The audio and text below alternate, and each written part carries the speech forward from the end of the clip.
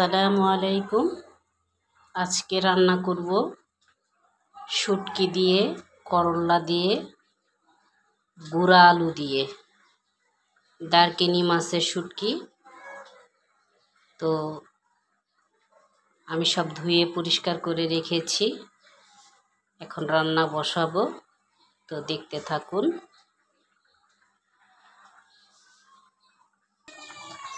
আর এখানে রুই মাছ দিয়ে, সিম দিয়ে রান্না করছি, আর শুটকি রান্না করব।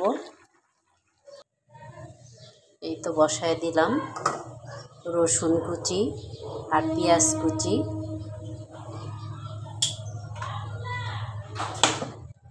তেল দিয়ে নিব, যেহেতু শুটকির তরকারি একটু তেল বেশিই লাগবে, নাহলে ভালো লাগবে না।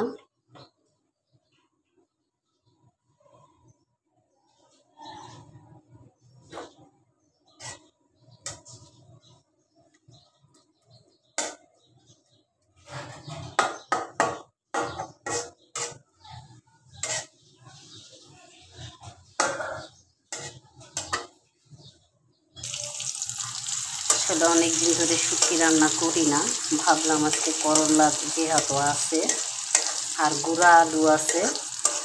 মাছ মাংস সবসময় ভালো লাগে না, মাঝে মধ্যে একটু শুটকি ভর্তা এগুলো খেলে মুখের টেস্ট পাল্টায়। আর রুই মাছ দিয়ে সিম দিয়ে রান্না করছি। এখনকার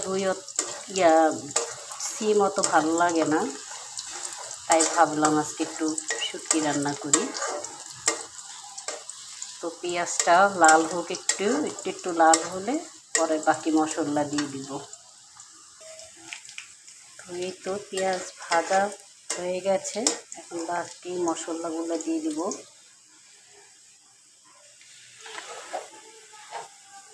একটু জিরা বাটা,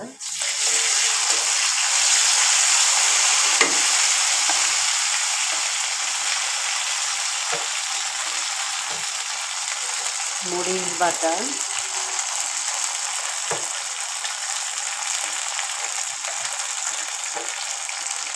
আর আদা রসুন বাটা।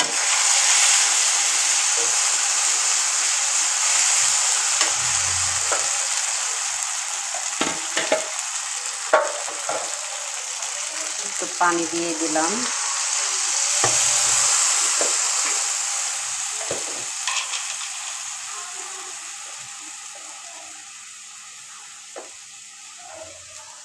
লবণ পরিমাণ মতো।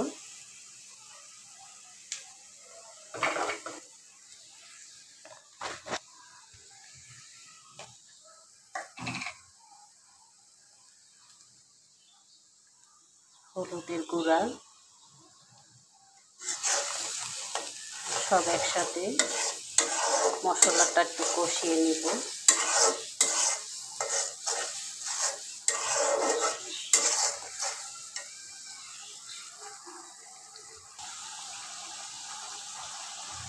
একটু ধনিয়া গুঁড়া দিয়ে দিলাম।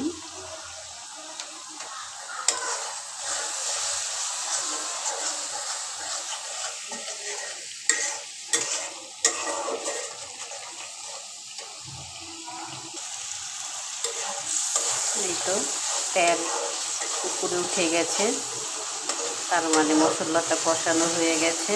এখন আমি শুটকিগুলো দিয়ে দিব।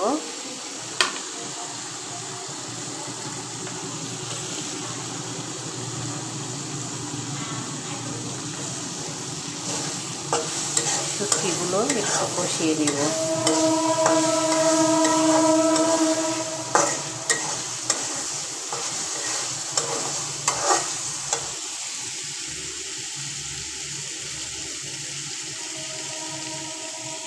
এই শুটকিটা আসলে অনেক মজা, যেভাবে রান্না করবেন সেভাবেই ভালো লাগবে। এভাবে মশলা দিয়ে ভুনা ভুনা করলেও ভালো লাগে, আর বেগুন দিয়ে তো কথাই নাই।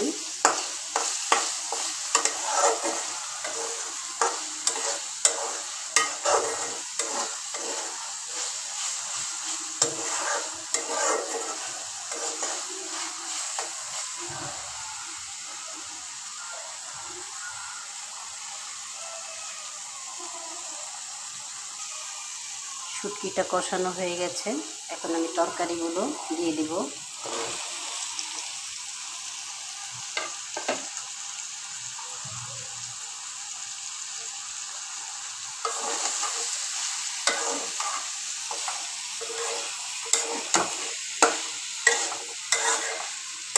তরকারিটা যত ভালো কষানো হবে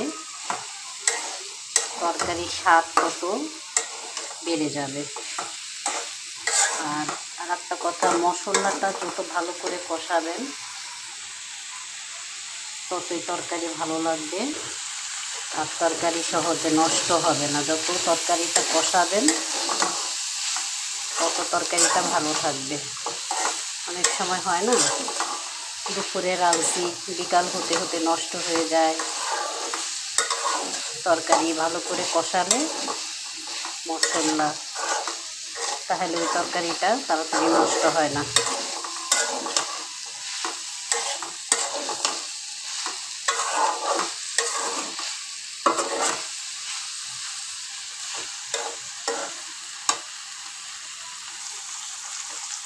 এই তো আমার তরকারিটা কষানো হয়ে গেছে, আমি খুব ভালো করে কষাই নিলাম। এখন অল্প করে পানি দিয়ে দিব।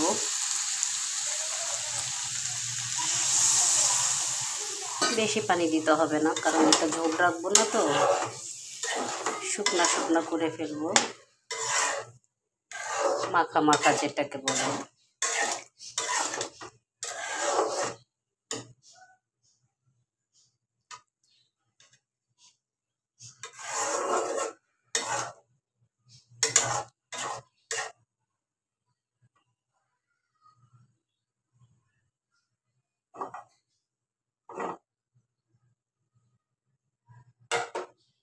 তরকারিটা এখন ঢেকে দিই, বলক আসুক ভালো করে।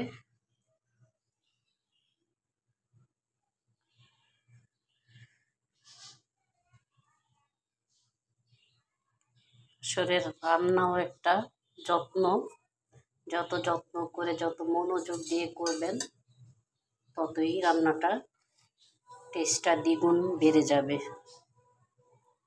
তো ফিরে আসছি তরকারি বলক আসা পর্যন্ত।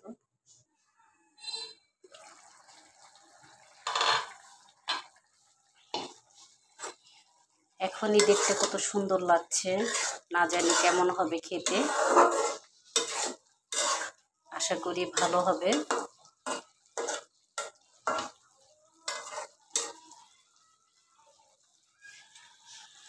এই যে সিদ্ধ হয়ে গেছে, এখন আর একটু জল করলেই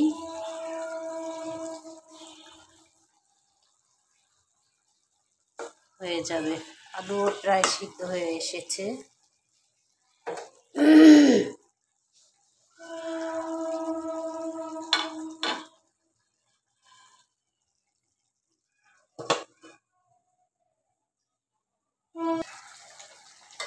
এই তো আমার তরকারি হয়ে গেছে,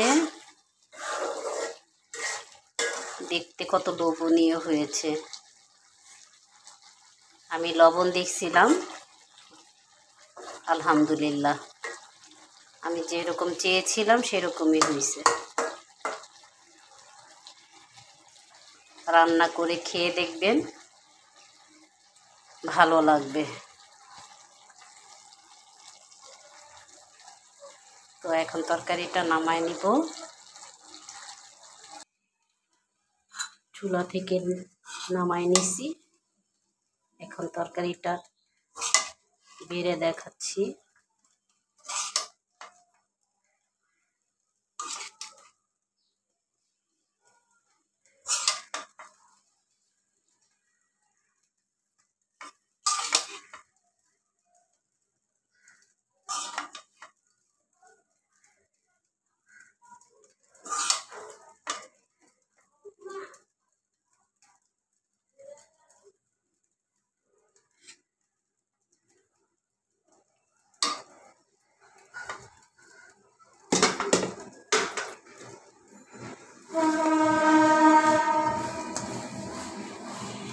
এরকম করে রান্না করে কে কে খাইছেন কমেন্ট করে জানাবেন।